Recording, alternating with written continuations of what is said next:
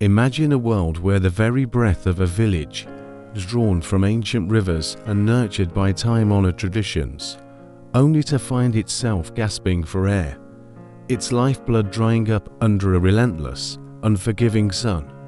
It's not a mere fictional construct, but a stark reality for countless communities throughout history, and the stage for an extraordinary tale where salvation arises not from Herculean efforts or technological marvels, but from the almost imperceptible stirrings of forgotten wisdom and the quiet resilience of a single, unassuming soul. In an age dominated by immediate gratification and overt intervention, the story of Emberwood Vale offers a profound counter-narrative, a testament to the enduring power of subtle guidance and the potent, yet often overlooked, strength of community spirit. This isn't merely a chronicle of survival. It is a meticulous exploration into the anatomy of hope, painstakingly rebuilt piece by delicate piece, in a village teetering on the brink of utter annihilation. Nestled deep within the verdant embrace of the Whisper Wind Mountains, a region shrouded in mists and whispered legends of ancient spirits, lay Emberwood Vale. Its name, a lyrical echo of the charred remnants of a primeval forest believed to have been miraculously rekindled by a sacred flame millennia ago, was once a source of immense pride. The village was a living tapestry woven from history and enchantment, its cobblestone paths worn smooth by generations of footsteps, its timber-framed houses adorned with intricate carvings depicting mythical beasts and ancestral heroes. Each stone, each beam, each furrowed field held a story, a connection to a past, so rich it seemed to thrum with its own pulse. The villagers, known as the Emberkin, were custodians of an oral tradition stretching back to the dawn of recorded time, their lives inextricably linked to the rhythms of nature and the teachings of their forebears.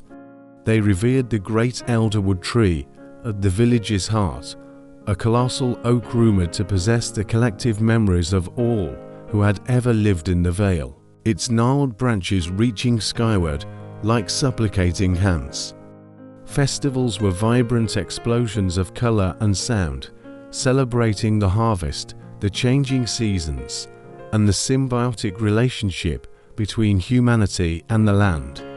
Their wells, fed by underground springs, said to originate from the heart of the mountains themselves, had never once run dry, a symbol of their enduring prosperity and the blessings of the spirits they honored.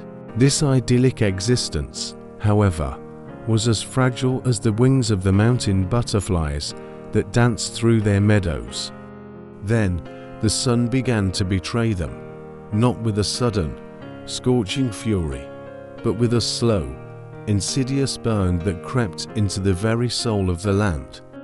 What began as an unusually dry season spiraled into a devastating, prolonged drought, a plague that clung to Emberwood Vale with a suffocating grip.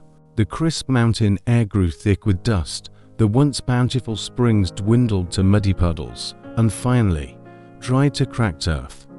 The fertile fields, which for centuries had yielded generous harvests of golden grain and succulent vegetables, transformed into barren expanses of parched soil, indistinguishable from the desert floor. The elderwood tree, once a vibrant sentinel, began to shed its leaves prematurely, its mighty branches becoming skeletal fingers clawing at an empty sky. The vibrant festivals ceased, replaced by hushed anxieties and desperate, unheeded prayers. Children, whose laughter once echoed through the valley, now walked with hollow eyes, their bellies aching with hunger. The livestock, their primary source of sustenance and trade, grew emaciated and began to perish, their mournful cries adding to the village's collective despair. Wells, once the heartbeat of the village, lay dry and silent, monuments to a lost age of abundance. The crisis was not merely agricultural, it was existential. The Emberkin, whose identity was so intertwined with the land's prosperity and the cycles of nature, found their faith eroding, their ancient wisdom seemingly impotent against the relentless forces of an indifferent world.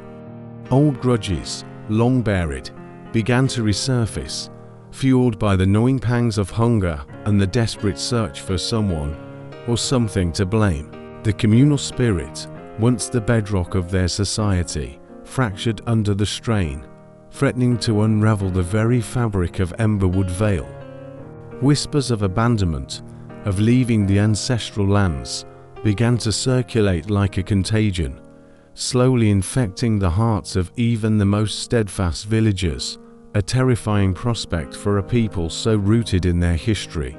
The future, once a clear path through generations, dissolved into a terrifying, formless void, defined only by the ever-present spectre of thirst and starvation. In the midst of this escalating catastrophe, dwelling on the secluded eastern slope of the valley, lived Master Kale.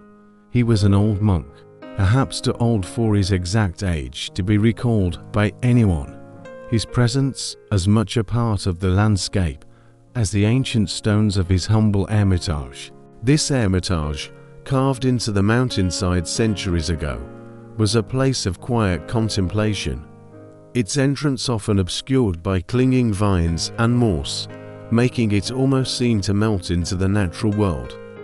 Kale was not a spiritual leader in the traditional sense, holding no formal authority within the village council. He spoke little, his words chosen with the precision of a master calligrapher, often delivered in riddles or parables that seemed disconnected from the immediate concerns of daily life, yet resonated with an unexpected depth hours or days later. His eyes, the color of ancient jade, held an unnerving clarity, seeming to gaze not asterisk at asterisk the world, but asterisk through asterisk it, perceiving truths hidden from ordinary sight. He spent his days in quiet meditation, tending a small, miraculously verdant herb garden that defied the drought's grip, and occasionally offering simple remedies to those who sought him out, usually for ailments of the spirit rather than the body. The villagers respected him, some even revered him, but largely kept their distance, finding his quiet austerity and enigmatic pronouncements difficult to grasp amidst their immediate struggles. They saw him as a relic, a living embodiment of the fairy tale elements of their past, a revered figure, yes, but one whose wisdom seemed too abstract, too ethereal, to offer tangible solutions to the very real and immediate crisis of a drying well or a dying child. His silent wisdom was precisely that, silent, unforthcoming, and seemingly detached.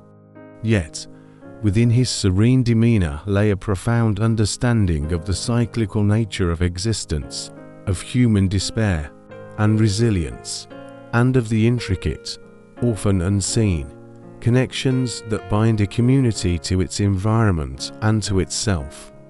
He observed the creeping despair in Emberwood Vale, the growing frustration, the fracturing unity, not with judgment, but with an almost paternal sadness, knowing that direct intervention would only offer a temporary reprieve. His path, he understood, lay in a far more subtle, enduring form of guidance, one that would stir the Emberkin to rediscover their own inherent strengths, rather than depend on an external savior. The stage was set, therefore, not for a miraculous rescue, but for a profound reawakening, sparked by the quiet influence of a man whose presence was as unobtrusive as the first hint of dawn. He knew that the true crisis was not just the lack of water, but the erosion of spirit, and only by healing the latter could the former truly be addressed, not through a dramatic revelation, but through a patient, almost invisible cultivation of hope, echoing the wisdom gleaned from countless generations before.